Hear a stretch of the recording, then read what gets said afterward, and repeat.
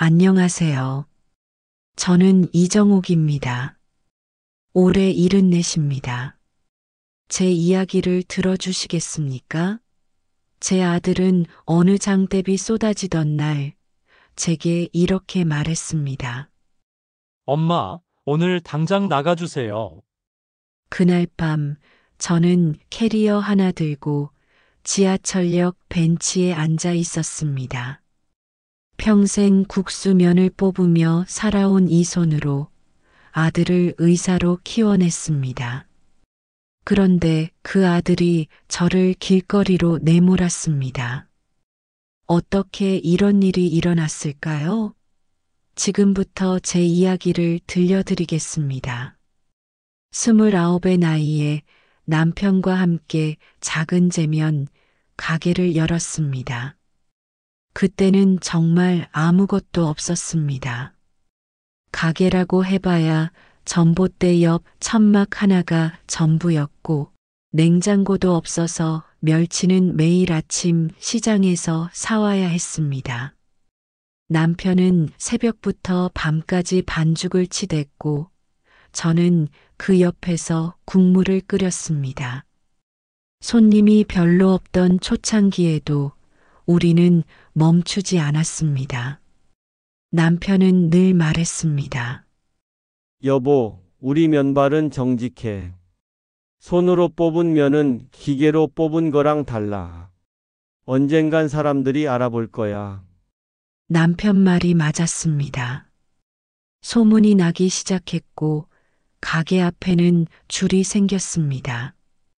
천막을 벗어나 제대로 된 가게를 얻었고 직원도 2명 고용할 수 있었습니다. 그렇게 10년이 흘렀습니다. 하지만 행복은 오래가지 못했습니다. 도영이가 중학교 2학년이던 해 겨울 남편이 쓰러졌습니다. 간암이었습니다. 병원에서는 이미 늦었다고 했습니다. 남편은 석 달을 버티지 못하고 세상을 떠났습니다. 마지막 순간 남편은 제 손을 꼭 잡고 말했습니다. 여보, 도영이만은 제대로 키워줘. 우리처럼 힘들게 살지 말고 공부 많이 시켜서 의사나 판사 만들어줘. 저는 고개를 끄덕였습니다. 눈물이 나서 말은 할 수 없었지만 마음속으로 다짐했습니다. 반드시 도영이를 훌륭하게 키우겠다고. 남편이 떠나고 저는 혼자서 가게를 꾸려나갔습니다. 새벽 4시에 일어나 반죽을 시작하고 자정이 넘어서야 가게 문을 닫았습니다. 주말도 명절도 없었습니다. 도영이 학원비를 벌기 위해서였습니다. 도영이는 착한 아이였습니다. 공부도 잘했고 말썽도 부리지 않았습니다.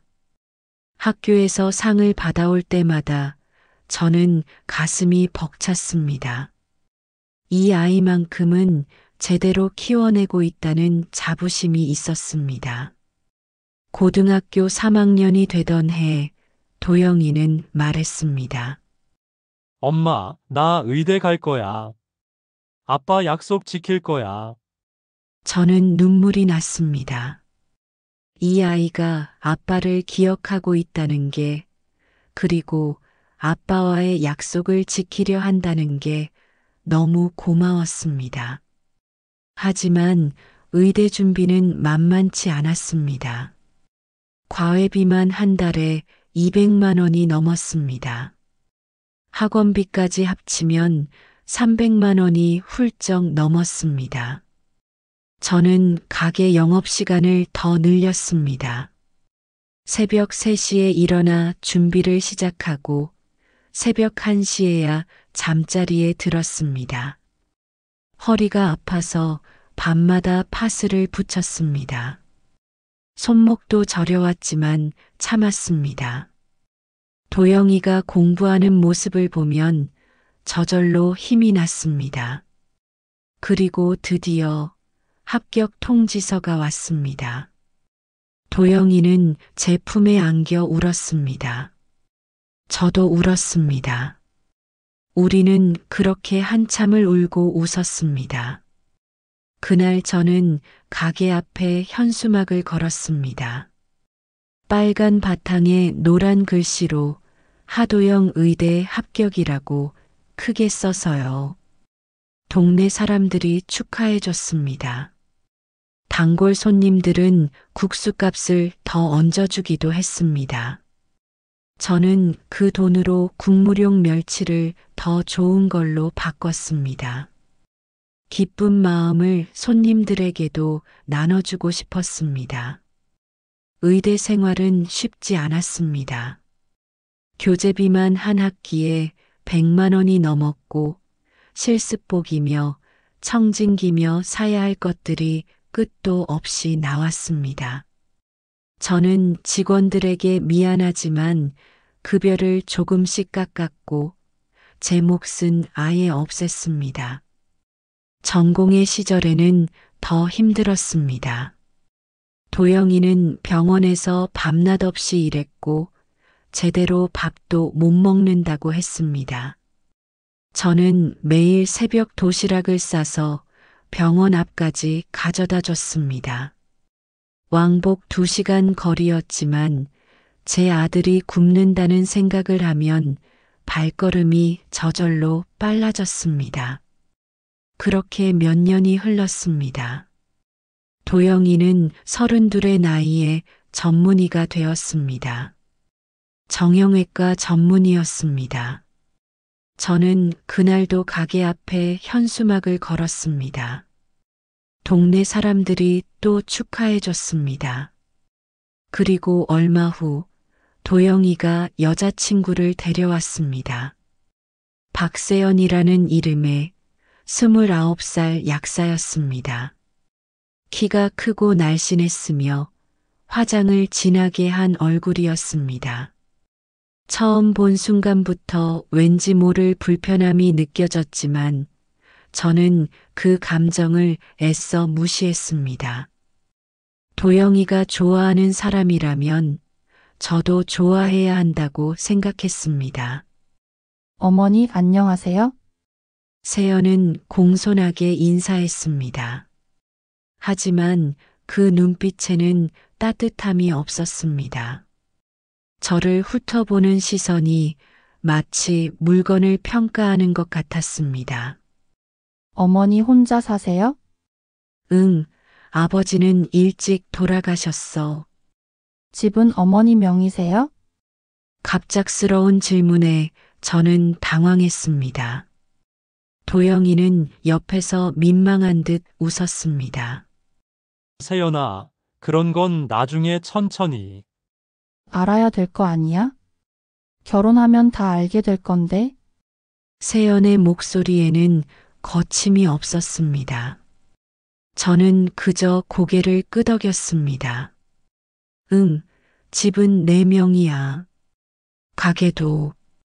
그럼 나중에 도영이가 상속받는 거네요? 저는 대답하지 않았습니다. 뭔가 이상했습니다. 처음 만난 자리에서 집과 상속 이야기를 하는 게 정상적인 건지 의문이 들었습니다. 결혼 준비는 빠르게 진행되었습니다. 도영이는 병원에서 개업 준비를 하고 있었고 세연은 결혼 준비에 여념이 없었습니다. 저는 두 사람을 위해 제 집을 내어주기로 했습니다. 엄마, 그럴 필요 없어. 우리 전세라도 얻어서 살게. 도영이는 손사래를 쳤지만 저는 고집을 부렸습니다. 아니야. 젊은 부부가 전세 걱정하면서 살면 안 돼. 이 집은 내 거야. 원래 내주려고 모아둔 거야. 결국 집은 세연 명의로 넘어갔습니다. 도영이가 의사라 나중에 빚 문제가 생길 수 있으니 배우자 명의가 안전하다는 세연의 말에 따른 것이었습니다. 저는 그 말이 합리적이라고 생각했습니다. 보증금도 제가 마련했습니다. 가게를 담보로 대출을 받아 5천만 원을 만들었습니다. 도영이는 눈물을 글썽이며 말했습니다. 엄마, 고마워. 내가 나중에 꼭 갚을게. 갚긴 뭘 갚아? 엄마가 아들 결혼 준비해 주는 거 당연한 거지. 결혼식은 조촐하게 치렀습니다. 하객도 많지 않았지만 저는 행복했습니다. 제 아들이 좋은 사람 만나 가정을 꾸린다는 게 그저 감사했습니다. 신혼 초 저는 조심스럽게 살았습니다. 며느리에게 간섭하지 않으려 애썼고 도영이에게도 부담 주지 않으려 노력했습니다. 가게 일로 바빠서 집에도 늦게 들어갔고 주말에는 아예 가게에서 자기도 했습니다. 하지만 며느리의 태도는 점점 달라졌습니다. 처음에는 작은 것들이었습니다. 제가 설거지를 하면 다시 씻었고 제가 해놓은 반찬은 먹지 않았습니다. 제가 거실에 앉아 있으면 방으로 들어가 버렸고 제가 말을 걸면 대답은 건성으로 했습니다. 어느 날 제가 정성껏 끓여놓은 미역국이 그대로 쓰레기통에 들어가 있는 걸 발견했습니다. 국 한 방울 건드린 흔적도 없이 냄비째로 버려져 있었습니다. 가슴이 무너졌습니다. 하지만 저는 아무 말도 하지 않았습니다. 며느리를 자극하면 안 된다고 생각했습니다. 도영이와의 사이가 나빠질까봐 두려웠습니다. 그 후로 저는 부엌에 들어가지 않았습니다. 설거지도 청소도 하지 않았습니다. 그저 제 방에만 있었습니다. 가게 일이 끝나면 곧장 방으로 들어가 문을 닫았습니다. 도영이는 눈치채지 못하는 것 같았습니다. 아니, 모른 척하는 것 같았습니다. 병원 일이 바빠서 집에 거의 오지 않았고 와도 금방 나가버렸습니다. 그러던 어느 날 세연이 임신 소식을 알렸습니다. 저는 기뻤습니다. 손주를 본다는 게 얼마나 큰 기쁨인지 가슴이 벅차올랐습니다. 하지만 세연의 반응은 차가웠습니다. 어머니, 제가 입덧이 심해서 집안일을 못할 것 같아요? 그리고 냄새에 민감해져서 어머니가 국수 냄새 묻혀서 들어오시면 너무 힘들어요? 저는 고개를 끄덕였습니다. 알았어. 내가 조심할게. 그리고 어머니, 제가 좀 예민한 시기라서요? 가능하면 집에 늦게 들어오시면 좋겠어요? 제가 일찍 자야 하거든요. 저는 또 고개를 끄덕였습니다. 며느리가 힘들다는데 제가 뭐라고 할 수 있겠습니까? 그 후로 저는 더 늦게 집에 들어갔습니다. 밤 11시가 넘어서야 조심조심 문을 열고 들어갔습니다. 현관에서 옷을 벗고 샤워를 한 후에야 제 방으로 들어갔습니다. 하지만 그것도 오래가지 못했습니다. 어느 날 밤 집에 들어서는데 거실에 불이 켜져 있었습니다. 세연이 소파에 앉아 있었습니다. 얼굴에는 화장기가 없었고 머리는 산발이었습니다. 어머니, 세연의 목소리는 낮고 차가웠습니다. 응? 어머니 저희 힘들어요? 뭐가? 어머니랑 같이 사는 게요? 가슴이 철렁 내려앉았습니다. 내가 뭐 잘못했니? 잘못하신 건 아니에요? 그냥 불편해요? 어머니가 계시면 제가 제 집 같지가 않아요? 그럼 내가 어떻게 하면 되겠니? 나가주시면 좋겠어요? 세연의 말은 단호했습니다. 저는 그 자리에 굳어버렸습니다. 이 집은 원래 내 집인데 지금은 제 명의잖아요? 법적으로는 제 집이에요? 도영이는 뭐래? 도영이도 찬성했어요? 어머니 혼자 사시는 게 나을 것 같대요? 그날 밤 저는 잠을 이루지 못했습니다. 다음 날 아침 도영이에게 전화를 걸었습니다. 도영아, 엄마야. 엄마, 무슨 일이야? 세연이가 그러는데 내보내고 싶대. 전화 너머로 침묵이 흘렀습니다. 한참 후 도영이가 말했습니다. 엄마, 미안해.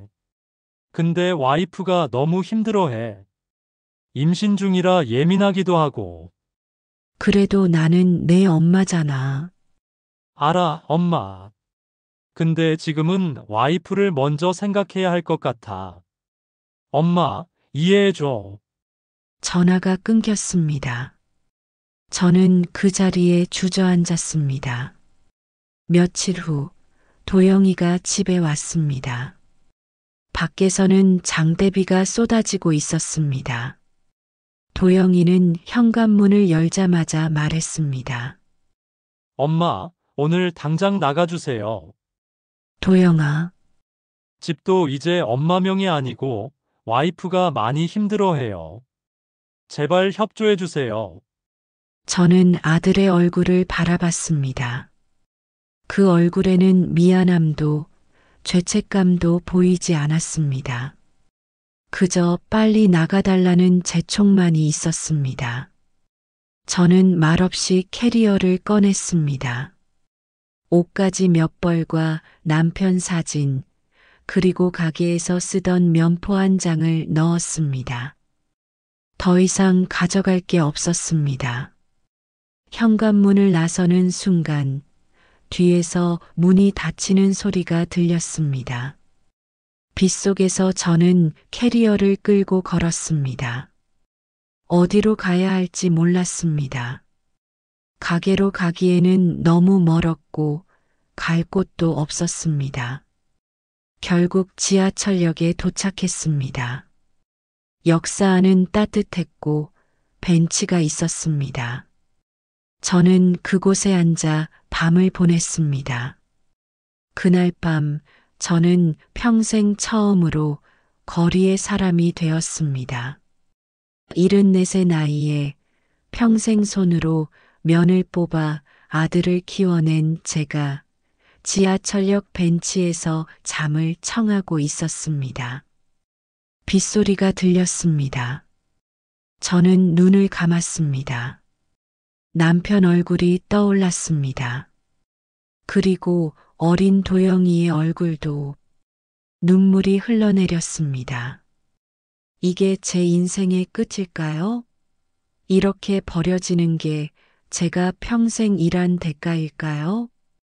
저는 알 수 없었습니다. 그저 차가운 벤치에 몸을 웅크리고 긴 밤을 견뎌냈습니다.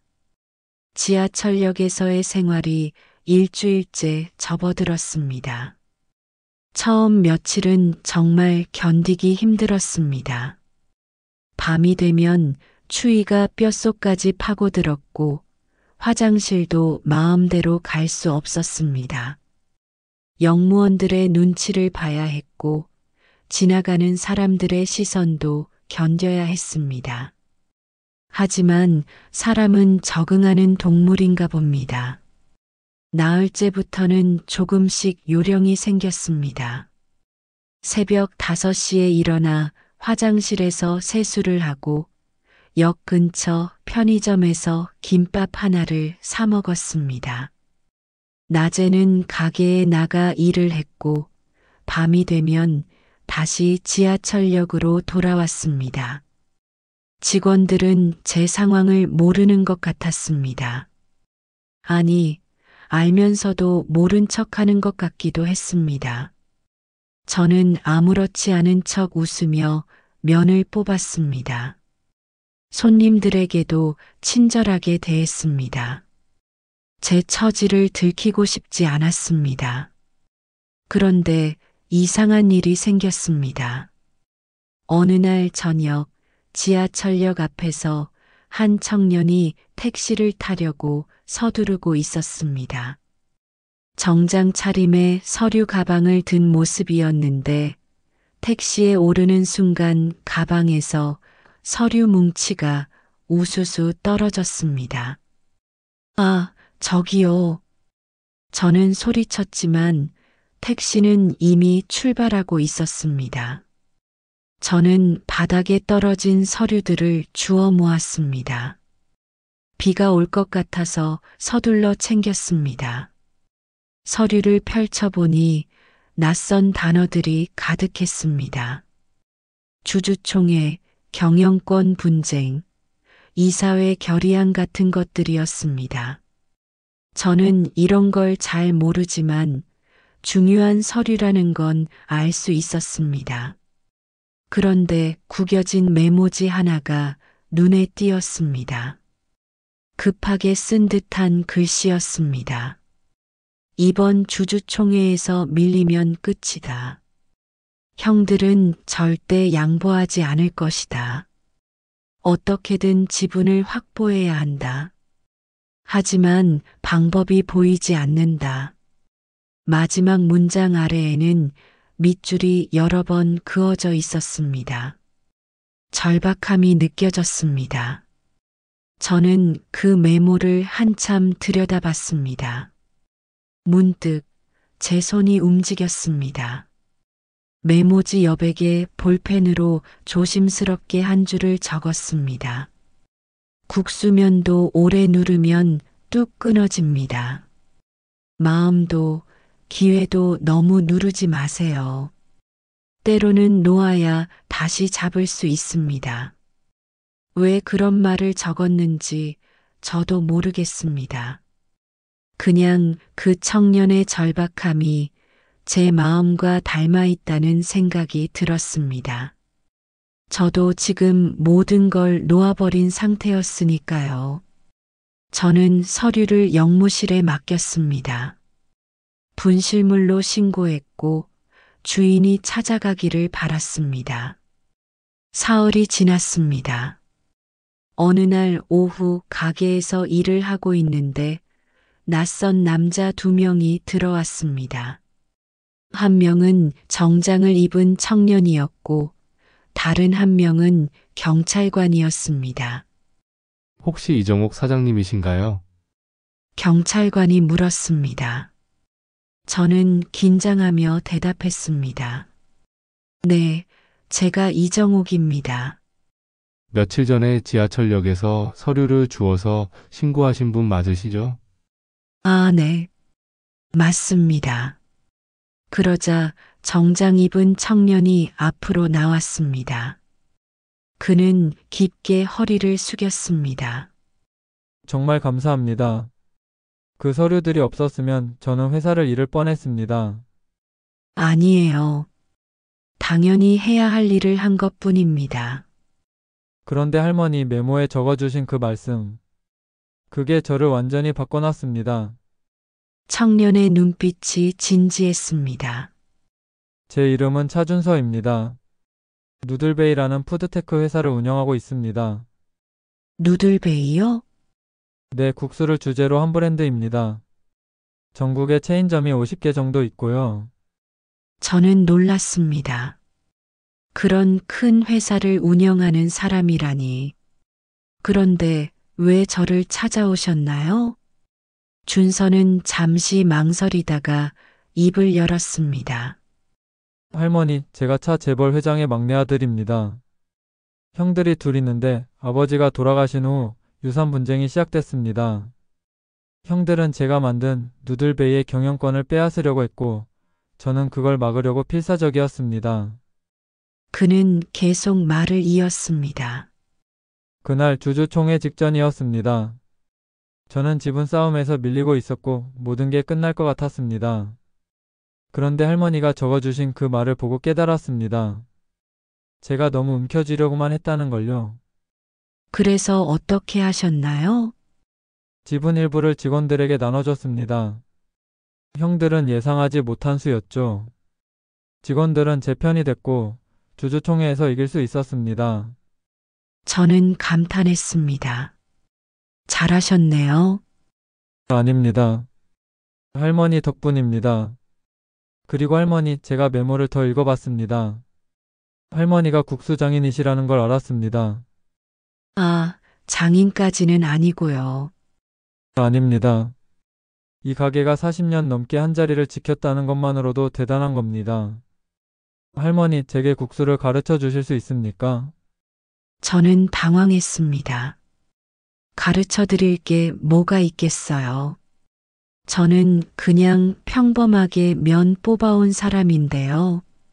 아닙니다. 할머니의 철학이 필요합니다. 누들베이는 빠르게 성장했지만 뭔가가 부족했습니다. 제대로 된 국수의 본질을 모르고 있었던 거죠. 준서의 말에는 진심이 담겨 있었습니다. 저는 한참을 생각했습니다. 그럼 한 그릇 드셔보시겠어요? 그리고 나서 결정하세요. 저는 부엌으로 들어가 정성껏 국수를 삶았습니다. 멸치 육수를 우려내고 손으로 뽑은 면을 넣었습니다.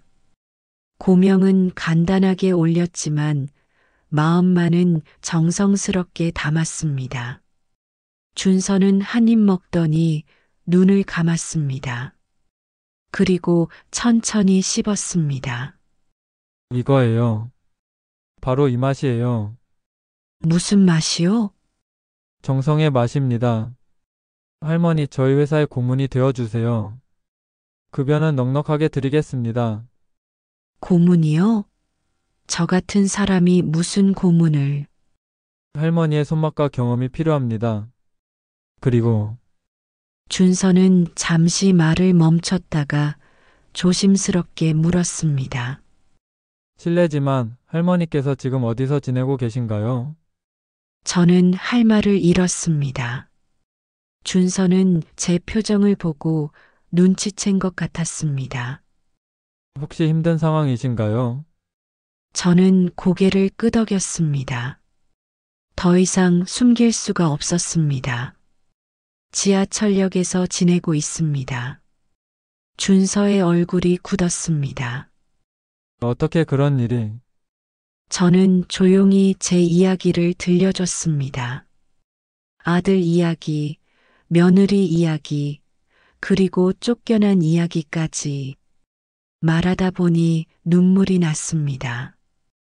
준서는 한참 동안 아무 말도 하지 않았습니다.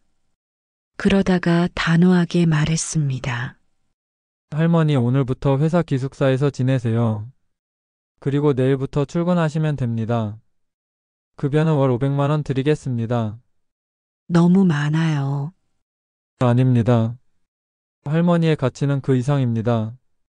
그날부터 제 인생이 바뀌었습니다. 회사 기숙사는 깨끗하고 따뜻했습니다. 침대도 폭신했고 화장실도 깔끔했습니다. 오랜만에 제대로 된 잠을 잤습니다.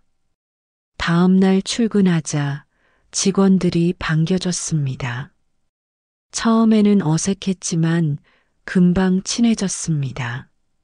젊은 직원들은 저를 할머니라고 불렀고 저는 그들에게 국수 만드는 법을 가르쳐 줬습니다. 할머니, 면을 삶을 때 가장 중요한 게 뭐예요? 물의 온도야. 물이 팔팔 끓어야 면이 제대로 익어. 그리고 삶는 시간도 중요하지. 너무 오래 삶으면 면이 퍼지고 너무 짧게 삶으면 딱딱해. 그럼 육수는요? 육수는 정성이야. 멸치를 우릴 때 머리와 내장을 빼야 해. 그래야 비린내가 안 나. 그리고 약한 불에서 천천히 우려내야 깊은 맛이 나. 젊은 요리사들은 열심히 메모했습니다. 저는 그들을 가르치면서 보람을 느꼈습니다. 한 달이 지났습니다. 준서는 제 조언을 바탕으로 신메뉴를 개발했습니다. 손으로 뽑은 면을 사용한 프리미엄 국수였습니다. 손님들의 반응은 폭발적이었습니다. 이게 진짜 국수 맛이네요. 어머, 이거 옛날 시골에서 먹던 그 맛이에요.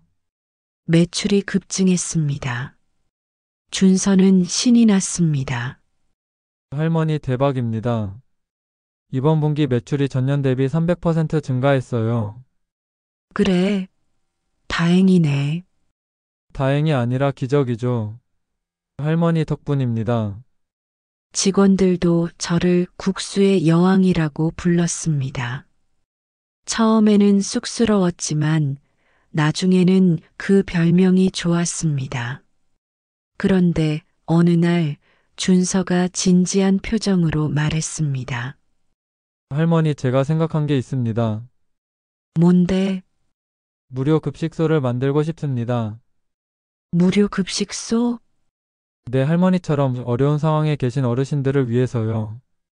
지하철역이나 공원에서 지내시는 분들에게 따뜻한 국수 한 그릇씩 드리고 싶습니다. 저는 가슴이 뭉클해졌습니다. 좋은 생각이네. 할머니께서 총괄해 주시면 좋겠습니다. 할머니가 그 마음을 가장 잘 아시니까요. 저는 고개를 끄덕였습니다. 그렇게 첫 번째 무료 급식소가 문을 열었습니다. 지하철 3호선 역 근처, 제가 머물렀던 바로 그곳이었습니다. 첫날 30명 정도의 어르신들이 오셨습니다. 저는 직접 국수를 삶아드렸습니다. 할머니 정말 공짜예요? 네, 공짜예요. 마음껏 드세요. 세상에 이렇게 맛있는 국수를 공짜로 주다니. 어르신들의 얼굴에는 행복한 미소가 번졌습니다.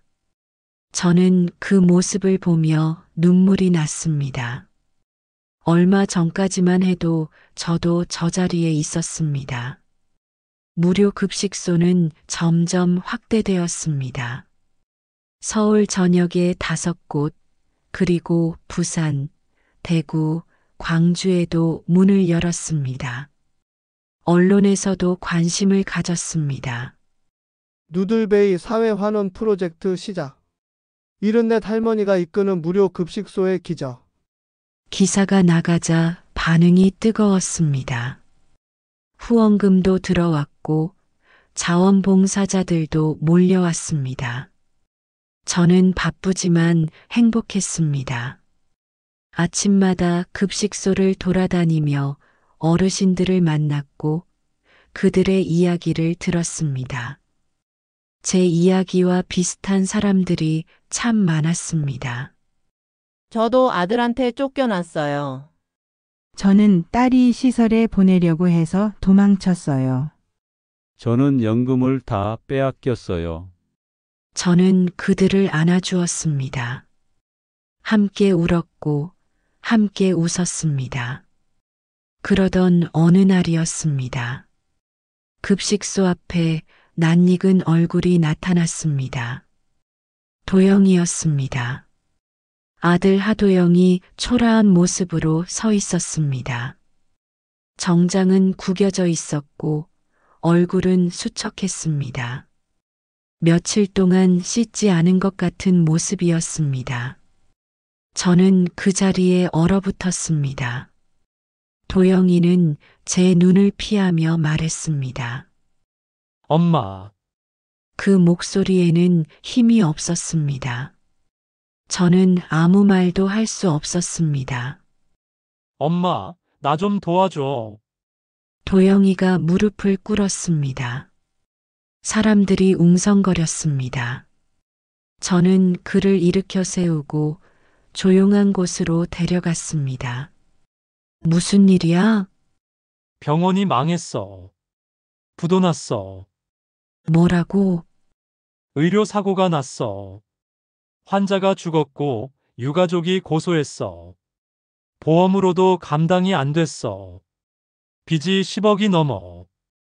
도영이는 떨리는 목소리로 말을 이었습니다. 세연이도 떠났어. 이혼했어.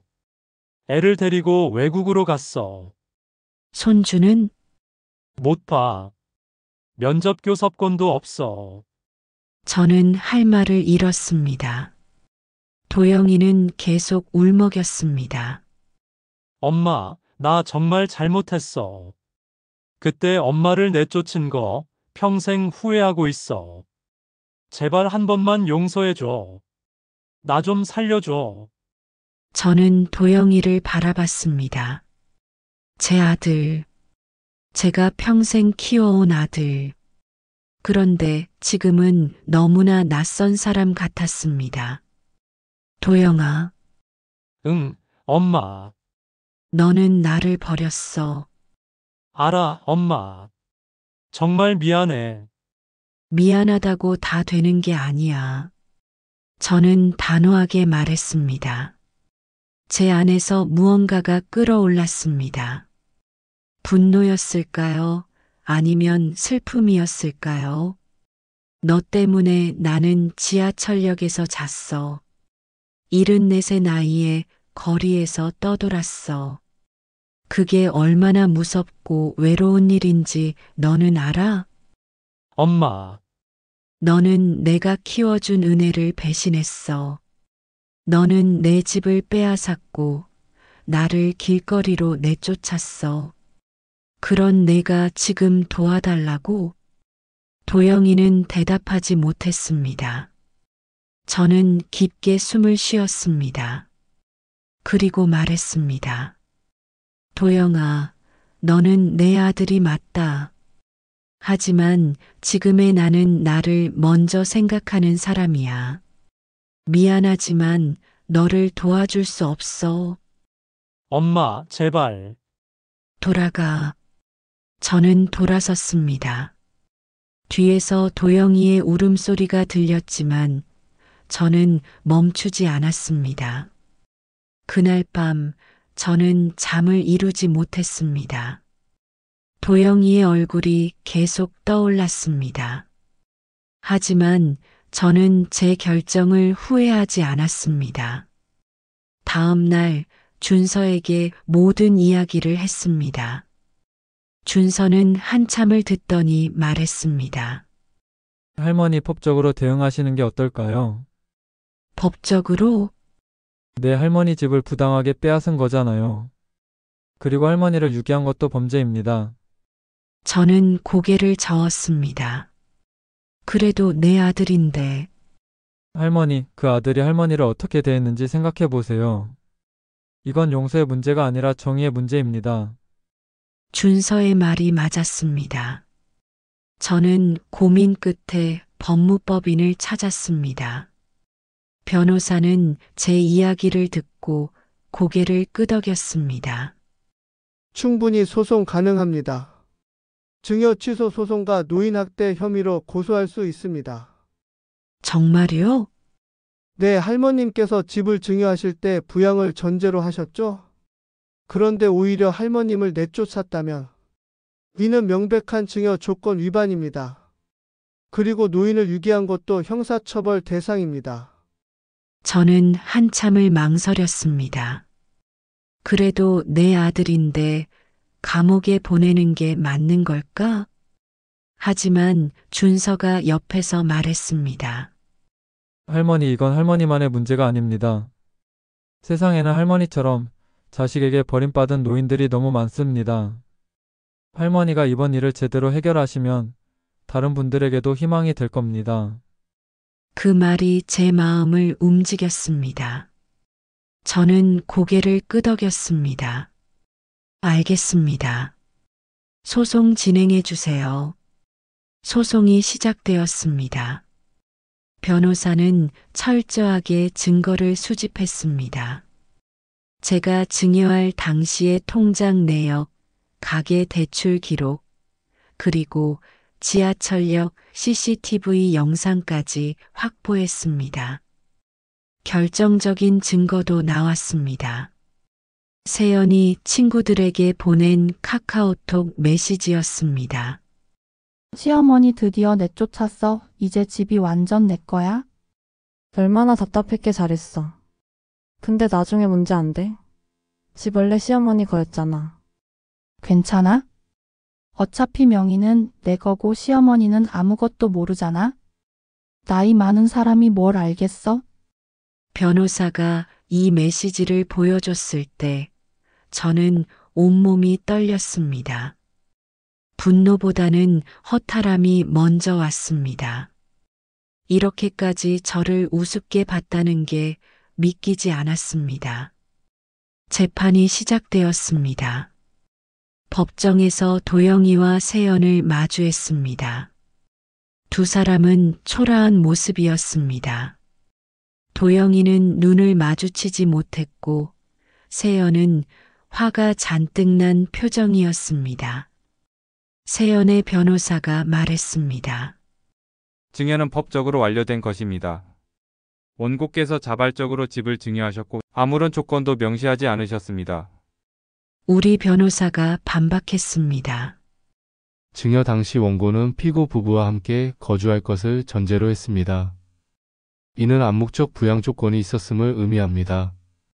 그러나 피고들은 불과 1년 만에 원고를 강제로 내쫓았고 이는 명백한 조건 위반입니다. 재판은 석 달간 이어졌습니다. 그 기간 동안 저는 힘들었습니다. 밤마다 악몽을 꾸었고 아침마다 눈이 부어 있었습니다. 그런데 준서와 직원들이 힘이 되어줬습니다. 할머니 힘내세요. 할머니는 옳은 일을 하고 계세요. 할머니 저희가 있잖아요. 저희가 할머니 가족이에요. 젊은 직원들의 말에 저는 울었습니다. 피로 맺어지지 않아도 가족이 될 수 있다는 걸 깨달았습니다. 드디어 판결일이 왔습니다. 판사는 엄숙한 목소리로 판결문을 읽었습니다. 피고 박세연은 증여받은 부동산을 원고에게 반환하라. 피고 하도영과 박세연은 노인복지법 위반으로 징역 6개월의 집행유예 2년을 선고한다. 법정이 술렁였습니다. 저는 그 자리에 주저앉을 뻔했습니다. 이겼습니다. 제가 이긴 겁니다. 세연은 울부짖었습니다. 이게 말이 돼요? 집을 도로 빼앗긴다고요? 도영이는 고개를 떨구고 아무 말도 하지 않았습니다. 재판이 끝나고 나오는데 도영이가 뒤쫓아왔습니다. 엄마. 저는 멈춰 섰습니다. 엄마, 정말 미안해. 나 정말 잘못했어. 엄마, 나 이제 어떻게 살아? 도영이는 바닥에 무릎을 꿇었습니다. 사람들이 쳐다봤지만 그는 아랑곳하지 않았습니다. 엄마, 제발 한 번만 용서해줘. 나 정말 반성하고 있어. 제발. 저는 도영이를 내려다봤습니다. 제 아들. 한때는 제 전부였던 사람. 하지만 지금은 너무 낯선 사람. 도영아, 너는 나를 지하철역에 버렸어. 그 추운 밤에 74세 엄마를 길거리에 내쫓았어. 너는 그게 얼마나 잔인한 일인지 알아? 알아, 엄마. 정말 미안해. 미안하다고 다 용서되는 게 아니야. 너는 대가를 치러야 해. 저는 돌아서서 걸었습니다. 뒤에서 도영이의 울음소리가 들렸지만 저는 돌아보지 않았습니다. 집을 되찾았습니다. 하지만 저는 그 집에 들어가지 않았습니다. 그곳은 이제 제게 아무 의미가 없었습니다. 대신 그 집을 팔아서 무료 급식소 확장 기금으로 썼습니다. 할머니 정말 괜찮으세요? 준서가 걱정스럽게 물었습니다. 괜찮아. 나는 이제 새로운 가족이 있잖아. 저는 누들베이 직원들을 가족이라고 생각했습니다. 그들은 진짜 가족보다 더 저를 아껴줬습니다. 무료 급식소는 전국으로 확대되었습니다. 서울, 부산, 대구, 광주, 대전, 인천까지 20곳이 넘는 지점에서 매일 1000명이 넘는 어르신들이 따뜻한 국수를 드셨습니다.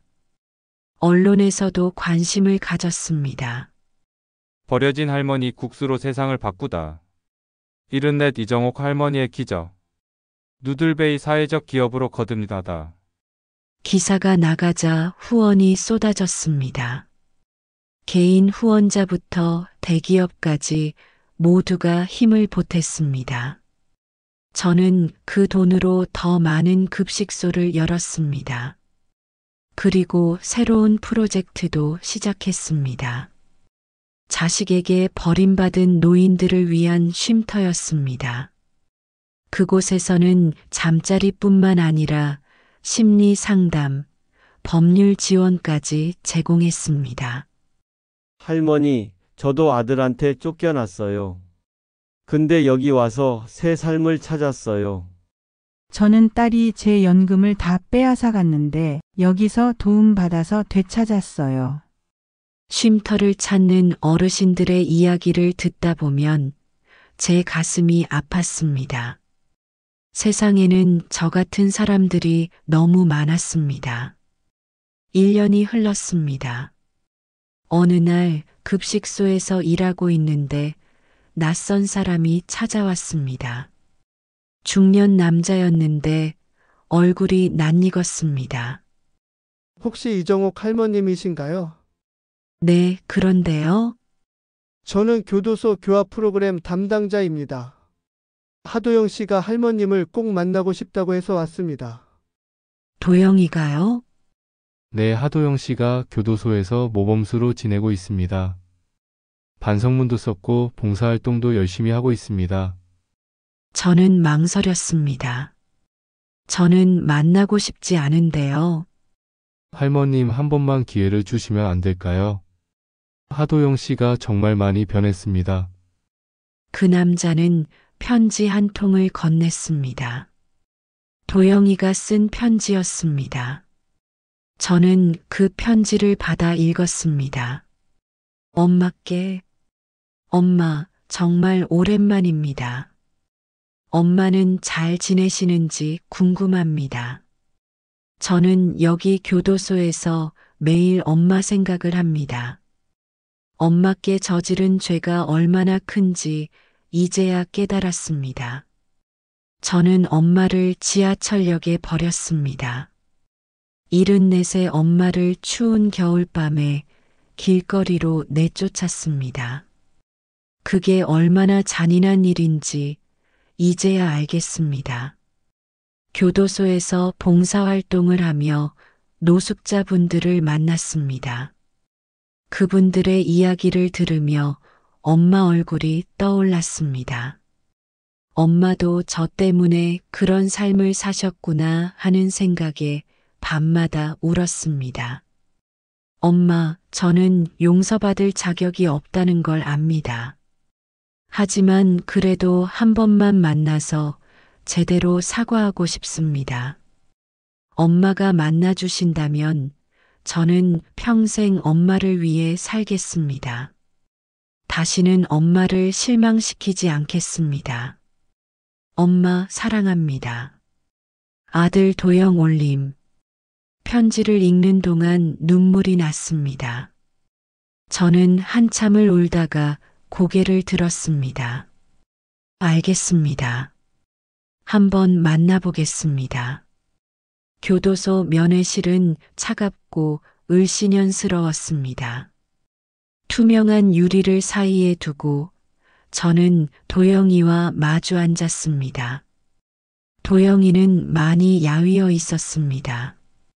얼굴에는 수염이 자라 있었고 눈가에는 주름이 깊게 패여 있었습니다. 한때 잘 나가던 의사의 모습은 어디에도 없었습니다. 엄마, 도영이의 목소리는 떨리고 있었습니다. 왜 나를 보자고 했니? 엄마께 제대로 사과하고 싶었습니다. 도영이는 유리창에 머리를 조아렸습니다. 엄마, 정말 죄송합니다. 제가 인간 이하의 짓을 했습니다. 엄마를 길거리로 내쫓고 엄마의 집을 빼앗고 엄마를 모욕했습니다. 그걸 이제야 깨달았니? 예, 늦었지만 깨달았습니다. 여기 와서 많은 생각을 했습니다. 제가 얼마나 이기적이고 잔인한 인간이었는지 알게 됐습니다. 저는 도영이를 바라봤습니다. 진심인 것 같았습니다. 엄마, 저 나가면 엄마를 위해 살고 싶습니다. 엄마의 급식소에서 일하고 싶습니다. 청소라도 하고 싶습니다. 엄마께 조금이라도 보답하고 싶습니다. 내 인생은 어떻게 하려고? 제 인생은 이미 끝났습니다. 의사 면허도 정지됐고 재산도 없고 가족도 없습니다. 이제 제게 남은 건 엄마밖에 없습니다. 저는 한참을 말없이 앉아 있었습니다. 그리고 천천히 입을 열었습니다. 도영아, 나는 너를 용서할 수 없어. 도영이의 얼굴이 굳었습니다. 하지만 기회는 줄 수 있어. 엄마, 너 나오면 급식소 말단 직원으로 시작해. 급여는 최저시급. 청소부터 설거지까지 다 해야 해. 그리고 매달 봉사활동 50시간씩 해야 해. 예, 엄마. 뭐든지 하겠습니다. 그리고 도영아, 이건 마지막 기회야. 다시는 기회가 없어. 알겠습니다, 엄마. 감사합니다. 도영이는 유리창 너머로 눈물을 흘렸습니다. 저도 눈물이 났습니다. 석 달 후, 도영이가 출소했습니다. 첫 출근 날, 도영이는 작업복을 입고 나타났습니다. 한때 정형외과 전문의였던 사람이 이제는 급식소 청소부가 되어 있었습니다. 도영 씨, 오늘은 화장실 청소부터 시작하세요. 젊은 직원이 도영이에게 지시했습니다. 도영이는 고개를 숙이며 대답했습니다. 알겠습니다. 도영이는 묵묵히 일했습니다. 화장실을 닦고 바닥을 쓸고 설거지를 했습니다. 한 번도 불평하지 않았습니다.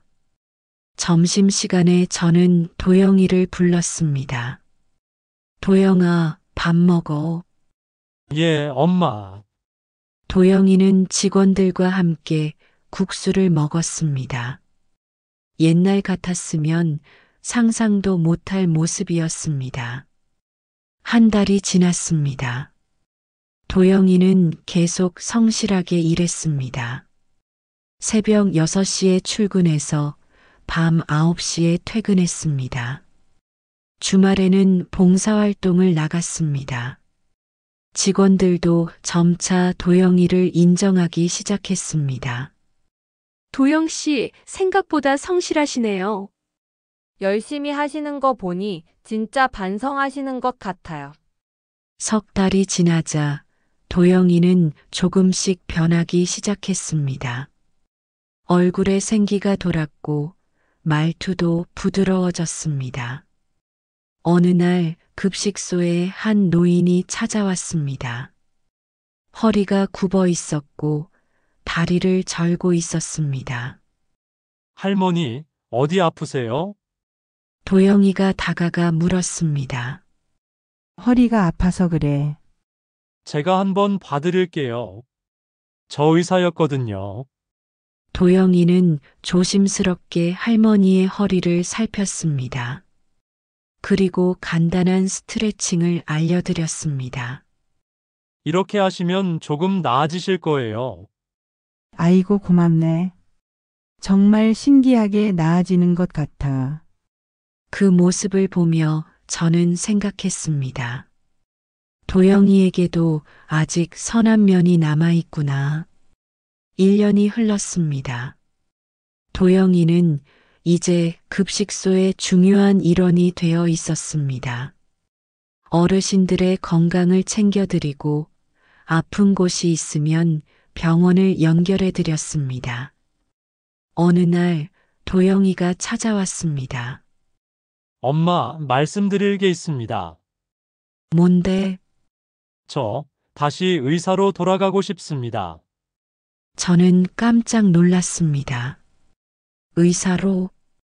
예, 하지만 돈을 벌기 위해서가 아닙니다. 여기 오시는 어르신들을 제대로 돌봐드리고 싶습니다. 무료 진료소를 열고 싶습니다. 도영이의 눈빛은 진지했습니다. 의사 면허 복원 신청을 하려고 합니다. 그리고 복원되면 급식소 옆에 작은 진료소를 열고 싶습니다. 어르신들을 무료로 진료하는 곳으로요. 저는 한참을 생각했습니다. 너 진심이니? 예, 엄마. 이제는 진짜 사람들을 위해 살고 싶습니다. 저는 고개를 끄덕였습니다. 알았어. 해봐. 도영이는 눈물을 흘리며 제 손을 잡았습니다. 감사합니다, 엄마. 그 후로 2년이 흘렀습니다. 도영이는 의사 면허를 복원했고 급식소 옆에 작은 진료소를 열었습니다. 정옥 의원이라는 이름으로요. 제 이름을 딴 겁니다. 엄마 이름으로 병원을 열고 싶습니다. 엄마께 받은 은혜를 평생 기억하고 싶습니다. 진료소는 완전 무료였습니다. 약값도 받지 않았습니다. 도영이는 다른 병원에서 아르바이트를 해서 생활비를 벌었습니다. 어르신들은 도영이를 좋아했습니다. 도영 선생님은 진짜 의사다워요. 돈도 안 받고 이렇게 잘 봐주시니 참 고마워요. 저는 그런 도영이를 보며 생각했습니다. 사람은 변할 수 있구나. 어느 날 도영이가 무릎을 꿇고 말했습니다. 엄마, 이제는 엄마가 아닌 한 사람의 인생 선배로 존경합니다. 엄마께서 보여주신 용기와 용서가 저를 살렸습니다. 저는 조용히 도영이의 손을 잡았습니다. 도영아, 진짜 가족은 피로만 맺어지지 않아. 그건 마음이야. 너는 이제야 내 진짜 아들이 된 것 같구나. 도영이는 울었습니다. 저도 울었습니다. 하지만 이번에는 슬픔의 눈물이 아니었습니다. 치유의 눈물이었습니다. 지금 저는 76입니다. 무료 급식소는 전국 50곳으로 늘어났고 매일 3,000명이 넘는 어르신들이 따뜻한 국수를 드십니다. 진료소도 5곳으로 확대되었고 도영이는 그곳을 총괄하고 있습니다. 준서는 누들베이를 상장시켰고 저는 명예이사가 되었습니다. 하지만 저는 여전히 급식소에서 국수를 삽습니다. 그게 제일 행복하거든요. 어제 한 젊은 여자가 급식소를 찾아왔습니다.